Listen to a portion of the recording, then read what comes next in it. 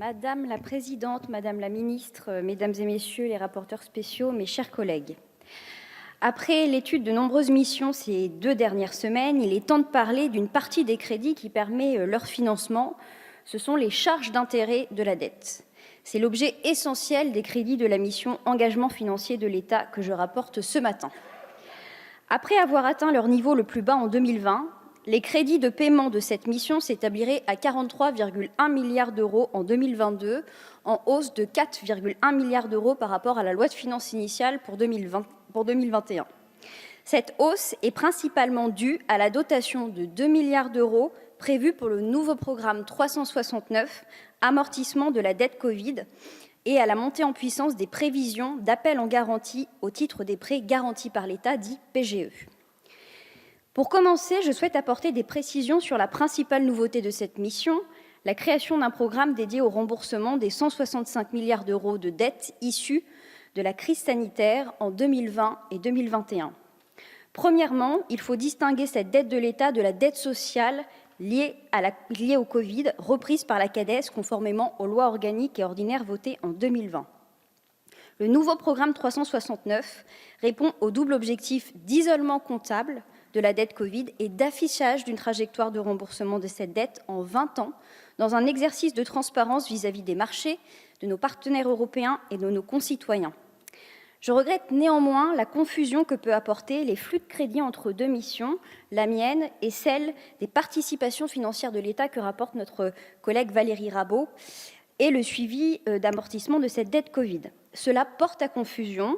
Avec cette présentation, on pourrait penser que la vente des participations de l'État viendront financer une partie du remboursement de la dette Covid, alors que ce n'est pas le cas. Nous rembourserons cette dette par les fruits de la croissance jusqu'à une fraction de 6% de la hausse des recettes fiscales nettes par rapport à leur niveau de 2020, qui sera consacré donc à cet amortissement. La croissance est d'ailleurs renforcée par les choix faits par cette majorité, notamment par le plan de relance et le plan d'investissement France 2030 dont nous allons parler également ce matin. J'insiste ici sur la nécessité de porter une attention toute particulière sur la gouvernance et l'évaluation de ce grand projet dans la lignée des récentes recommandations de la Cour des comptes concernant les PIA. Concernant les conditions de financement de la dette française, elles sont très favorables et le resteront à moyen terme.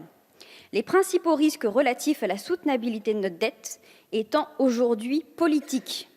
Les marchés seront attentifs, d'une part, aux candidatures à l'élection présidentielle situées aux extrêmes de l'échiquier politique, et d'autre part, à la situation européenne avec la sortie prochaine du programme PEP de la Banque centrale européenne et la nécessaire coordination des États européens sur leur trajectoire de désendettement.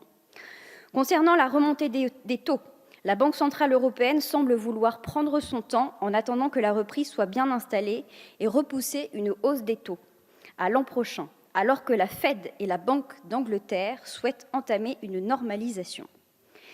Il me semble ensuite important de faire un point sur les PGE dont l'encours est d'environ 142 milliards d'euros.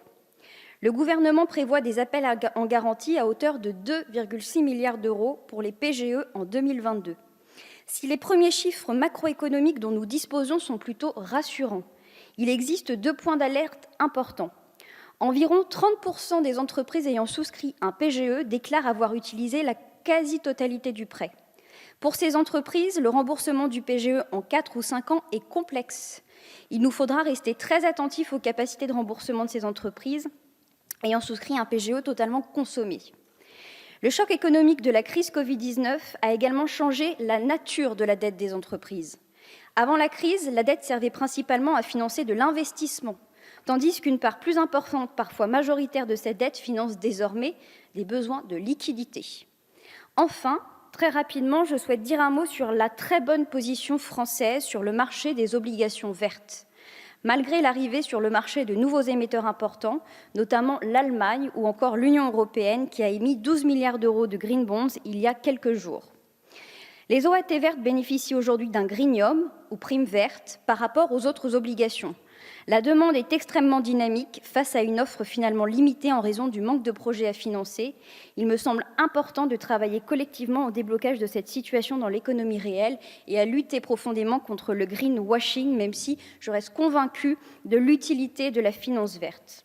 Pour conclure, et malgré les regrets émis sur la confusion entre missions concernant l'isolement et l'amortissement de la dette Covid, je donne un avis favorable au crédit de la mission Engagement financier de l'État.